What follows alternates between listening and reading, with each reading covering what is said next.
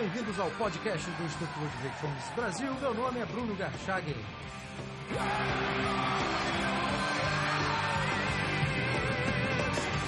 Hoje eu converso com Felipe Kishi, empreendedor e libertário.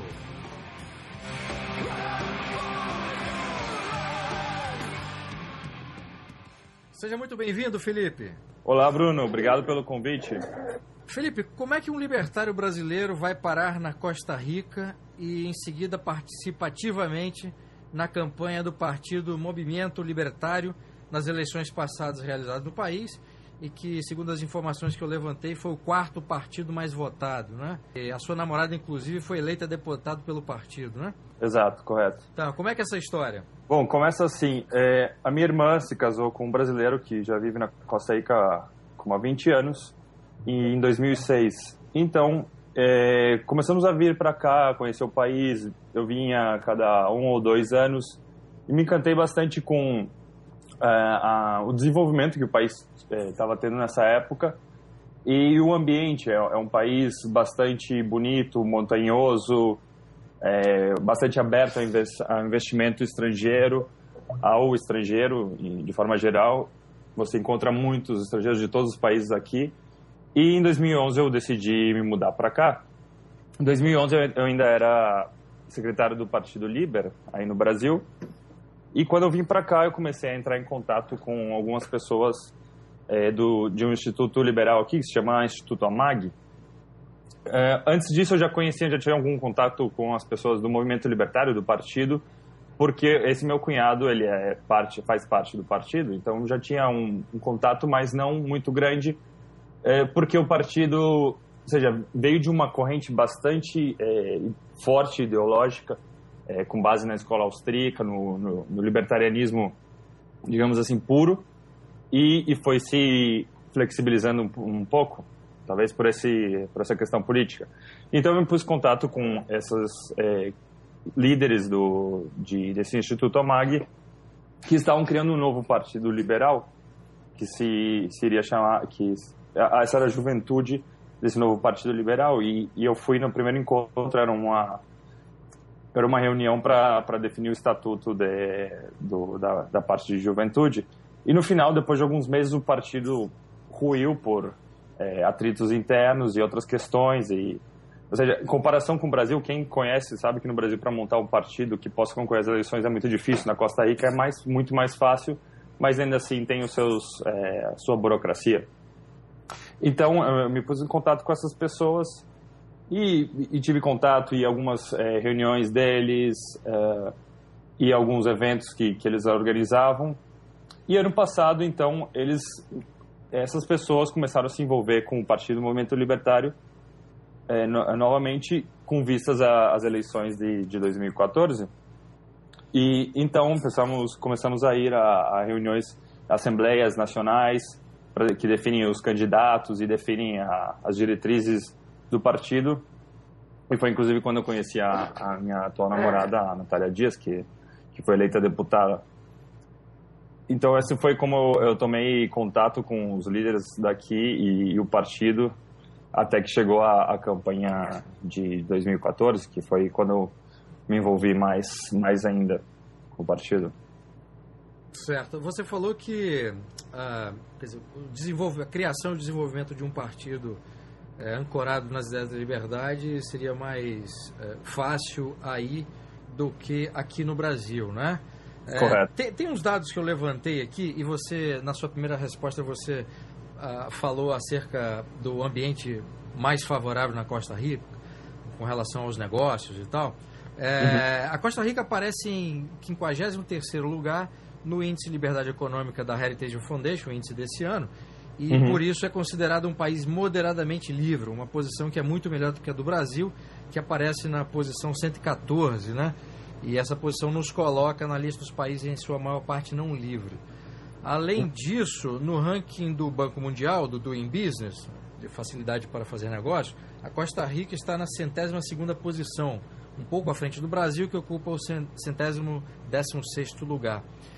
De que forma que esse ambiente mais favorável ao mercado, Felipe, contribui para a defesa das ideias da liberdade, inclusive para a criação e desenvolvimento de um partido ancorado nessas ideias? Ok, eu vou explicar um pouco mais ou menos como foi fundado o partido. O partido foi fundado em 1994 pelo candidato que foi por 4 vezes o candidato presidencial, que é Otto Guevara, e outros dois principais fundadores que foram Rigoberto Stewart e Raul Costales. E começou a concorrer às eleições em 96 e elegeu o primeiro deputado em 98, que foi Otto Guevara. Então foi aumentando o número de congressistas. Com Otto Guevara um deputado, no próximo mandato foram 6 deputados, 9 deputados, e atualmente, infelizmente, caíram para 4 deputados.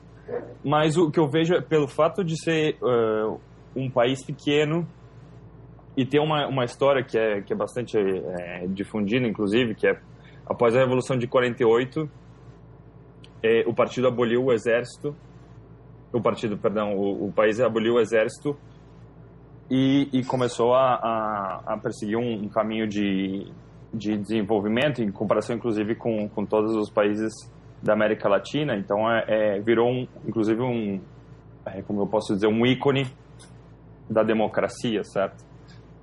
E o país, apesar de todo, tem uma dificuldade, ou seja, é bastante atraente para investidores por ter uma estabilidade política e uma economia para o nível latino-americano bastante atrativa. Mas nos últimos anos, inclusive, vem perdendo um pouco disso. Aqui, por exemplo, a manufatura da Intel, de processadores, que respondia por 5% do PIB do país, mas semana passada, logo após as eleições, foi anunciado que eles iriam mover a parte de manufatura do país. Então, com isso, o país perdeu 5% do PIB e 20% das exportações. Foi um grande choque, além de vários postos de trabalho. Então, o país, como eu posso dizer, abriu uma oportunidade para um partido libertário. Por quê? Porque é mais fácil politicamente de se criá-lo e parece que, por outros fatores, há uma maior abertura a essas ideias. O partido que sempre dominou aqui foi um partido de orientação social-democrata, mas que também recebia muitas ideias liberais, então se abrindo ao mercado e todas essas questões que fazem da Costa Rica, todavia, ainda uma boa opção para estrangeiros virem morar ou investir e etc. Agora, essa mudança da fábrica da Intel foi por qual razão? Algum problema de ordem política e econômica dentro do país que motivou essa mudança ou foi outra razão? Bom, então, o que aconteceu foi que o partido eleito atualmente se chama PAC, Partido Acción Ciudadana. Ele tem uma orientação relativamente de esquerda, uma esquerda moderada. Seria uma liberação, o partido que sempre teve no poder um pouco mais à esquerda, mas, obviamente, os motivos que eles puseram foram de estratégia global e etc., mas alguns problemas que o país tem, e que foi, inclusive, parte das propostas durante a campanha presidencial, foi, por exemplo, a baixar o preço da luz. Aqui o custo da energia elétrica é um dos mais altos da América Latina. Então, uma das propostas do partido era abrir o mercado elétrico, da mesma forma que aqui se abriu o mercado de telecomunicações há 5 anos, mais ou menos, e também se empurrou a assinatura de tratados de livre comércio. Então, a razão dada pela Intel foi por estratégia global, mas com certeza as decisões políticas, o panorama político, há anos que se tenta fazer uma reforma fiscal que também foi em grande parte barrada pelo Partido Movimento Libertário, que se queria criar, por exemplo, aqui não existe um imposto IVA como na Europa, ou o ICMS no Brasil, é um imposto de vendas. Então se queria aumentar a base de aplicação desse imposto, se queriam criar novos impostos. Não há impostos sobre ganhos de capital, por exemplo. Então, isso é uma grande atração para investimento estrangeiro. E se queria fazer reformas políticas para aumentar a arrecadação do Estado, e isso também começa a assustar os investidores internacionais. Quer dizer, é uma reforma tributária para pior, né? Exatamente. Exatamente. Entendi. Na pesquisa que eu fiz sobre os partidos políticos na Costa Rica, e esse Partido de Ação Cidadã, né, na tradução para o português, ele tem, segundo as informações que eu levantei, uma posição social-democrata e progressista, né? Uhum. E o partido se qualifica aí como de centro-esquerda e tem uma posição anti-neoliberal, né? Uhum. E o neoliberal na América Latina a gente sabe muito bem o que é. Não tem nada de liberalismo. Correto. E tem mais uma concepção mais à esquerda, né? No final são partidos social-democratas que tiveram que fazer privatizações e por isso foram acusados de serem neoliberais. Correto.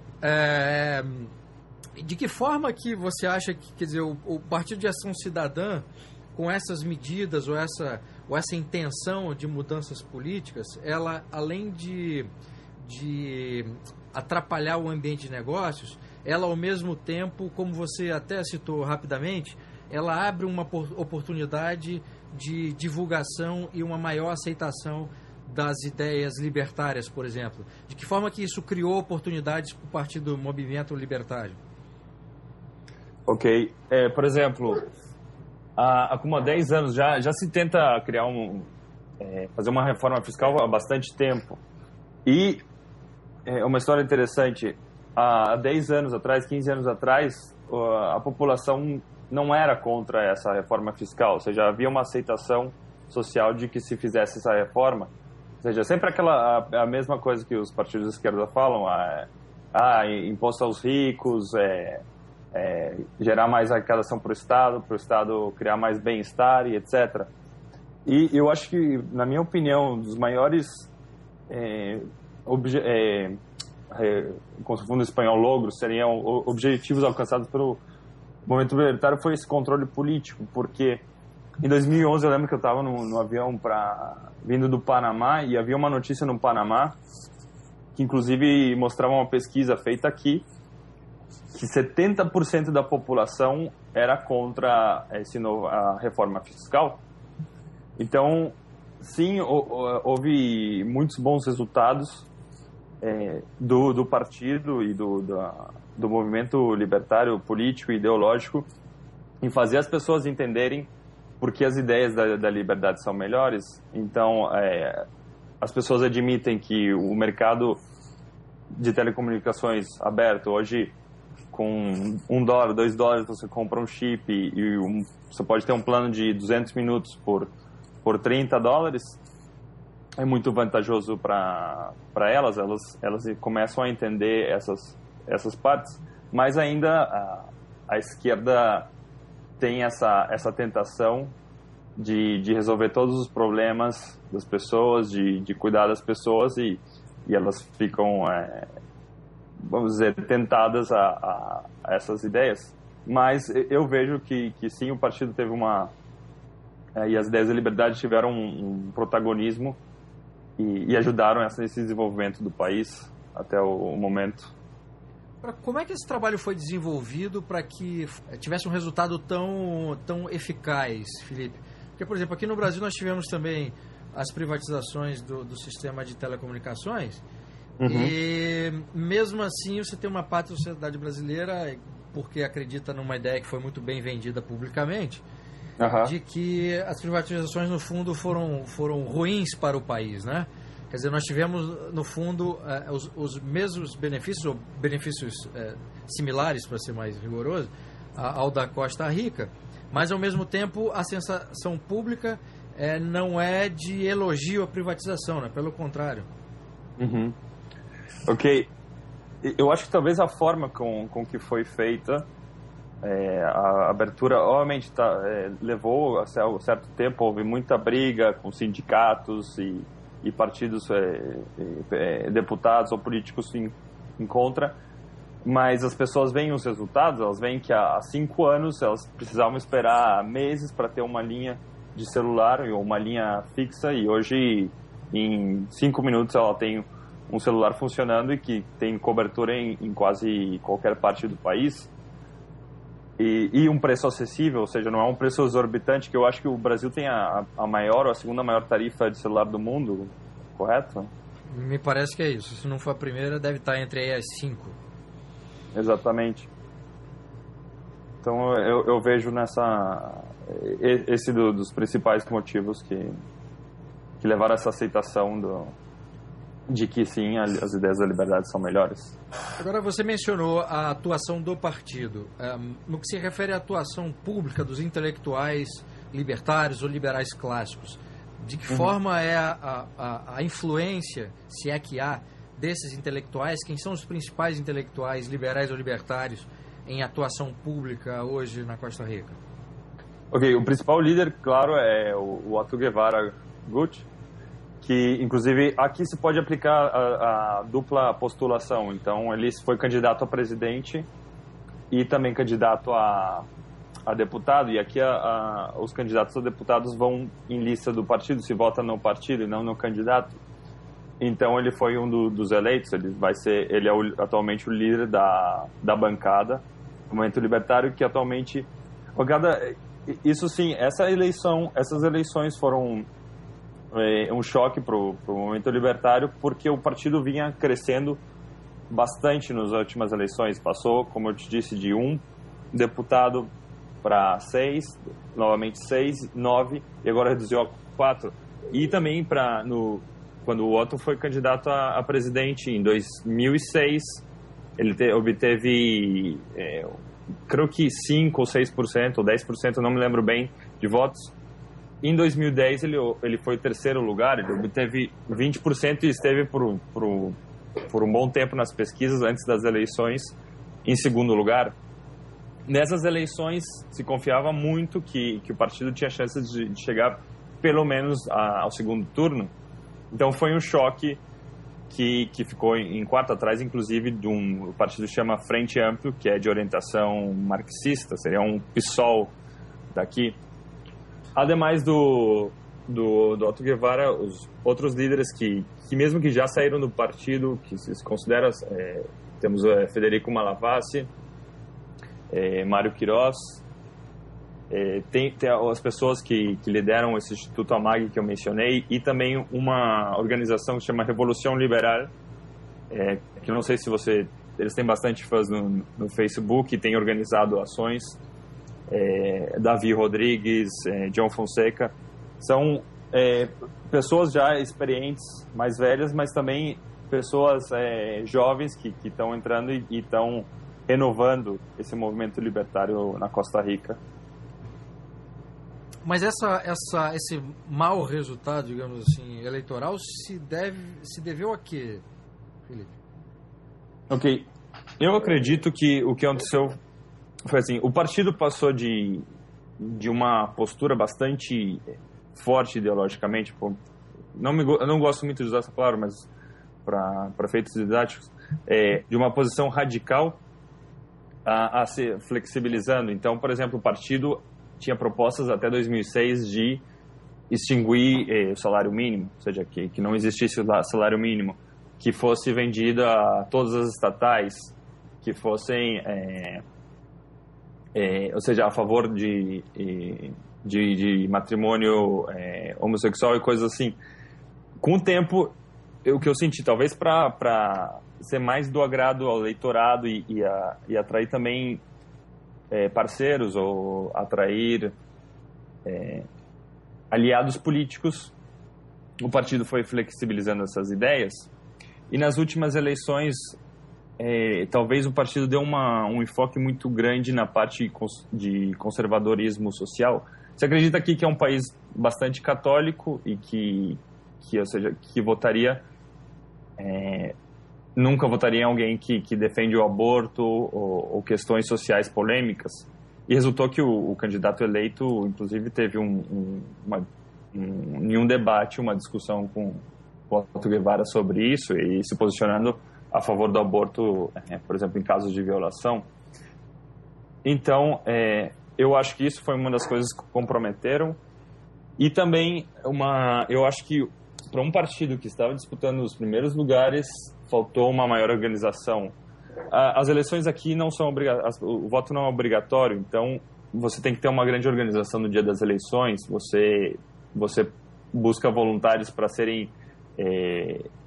cuidarem das mesas de votação, mas para isso para não perder esse mesário ao longo do dia da votação, você leva comida, ou você paga o transporte, para as pessoas votarem. Você precisa ter toda uma estrutura, principalmente para o dia das eleições, e faltou também essa organização. E também eu acredito que essa linha que o Otto tomou nas propostas, talvez querendo atrair esse eleitorado conservador, não resultou eficaz. E eu acho que foi isso que... Ademais, esse partido Frente Amplio foi um fenômeno. Ele era um partido que nas eleições passadas apenas teve um deputado. Só para explicar, aqui só existe uma Câmara que é a Câmara de Deputados, e que que são 57 deputados. Então, esse partido Frente Amplio, de orientação marxista, teve um deputado apenas nas eleições passadas. E essas eleições passou a 9 deputados, e o candidato a presidente foi em terceiro lugar, e ele esteve em primeiro lugar por bastante tempo nas pesquisas eleitorais. Realmente, se pensou então os candidatos concorrentes a fazerem uma campanha contra esse candidato, e ele baixou nas pesquisas, mas ainda assim virou uma nova força política esse partido de orientação marxista, e claro que preocupa as pessoas que vivem, sabem dos malefícios dessas ideias antiquadas, mas ainda presentes e sedutoras a muitas pessoas. Você acha que o sucesso desse partido nas últimas eleições, ele pode ser explicado por uma mensagem radical que foi adotada ao mesmo tempo em que o movimento libertário suaviza a sua mensagem radical, ou as razões são outras? Pode ser, porque pode ser que a imagem do Otto, como ele já foi várias vezes candidato a presidente e passou por algumas polêmicas, estava desgastada. Por outro lado, esse partido vinha com uma ideia aparentemente renovadora, e um deputado bastante atuante, bastante eloquente. E também aqui sempre houve um bipartidismo. Nos últimos 30, 40 anos, 2 partidos se alternaram no poder, e esse último partido ficou já 8 anos direto no poder, jamais ficou mais que 8 anos de uma só vez no poder, e as pessoas já estavam fartas desse partido no poder, que é o Partido Liberação Nacional. Então, muita gente nas ruas falava, não, qualquer um menos esse Partido Liberação, não, qualquer um menos o Liberação. Então, havia uma rejeição muito grande a esse partido, que é o partido mais tradicional, o partido de Pepe Figueres, que foi responsável por acabar com a guerra civil e a criar esse partido e eliminar o exército na Costa Rica. Então, é um partido que tem muita força ainda, mas por escândalos de corrupção e incompetência nos últimos governos perdeu muita força.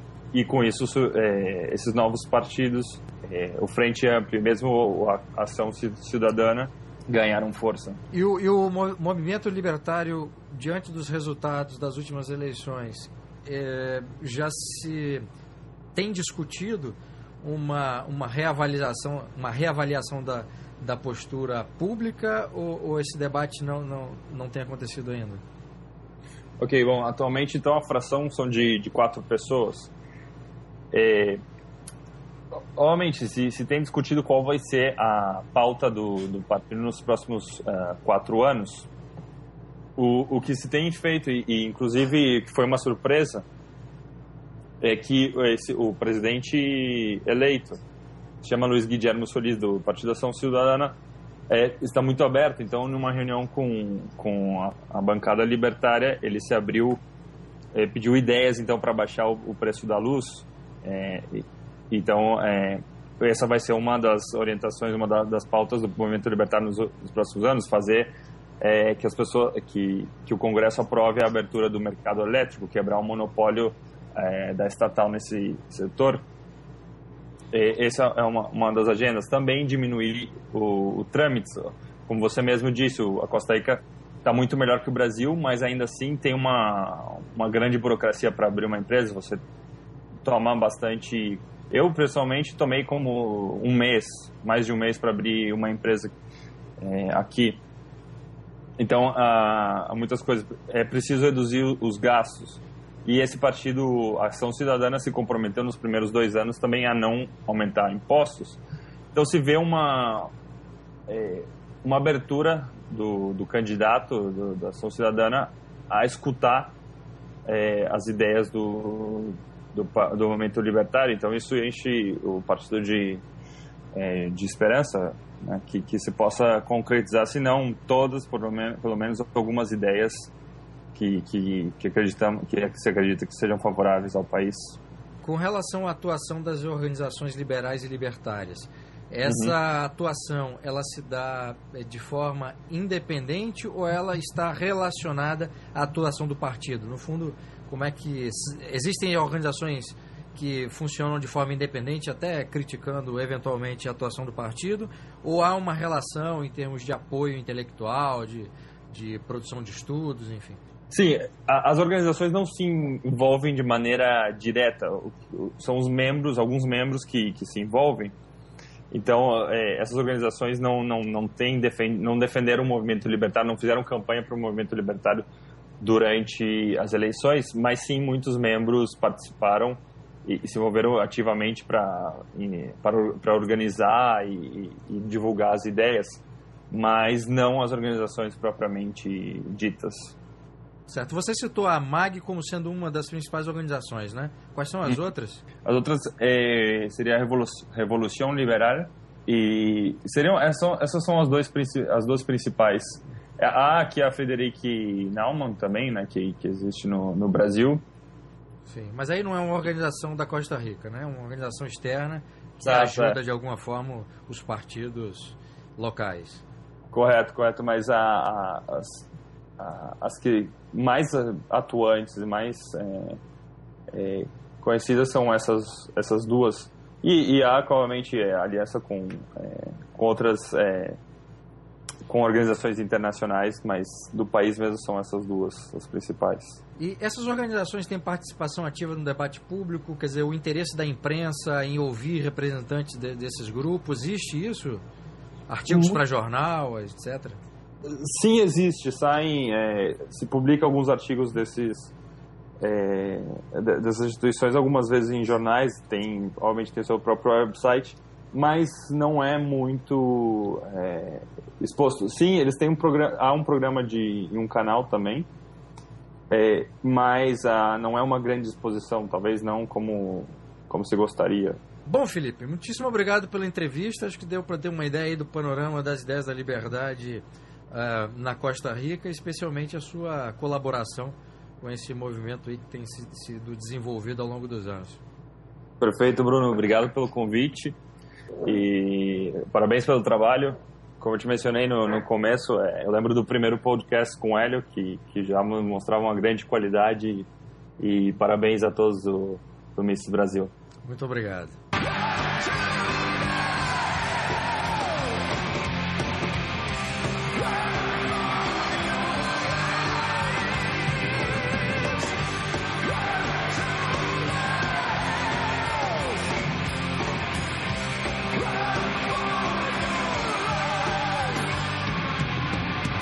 Este foi o podcast do Instituto Ludwig Gomes Brasil. Meu nome é Bruno Garchagen.